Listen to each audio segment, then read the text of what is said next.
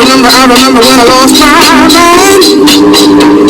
There was something so pleasant about that place. Even your emotions had an echo in so much space. And then you're out there without care. Yeah, I was out of touch. But it wasn't because I didn't know enough. I just knew too much.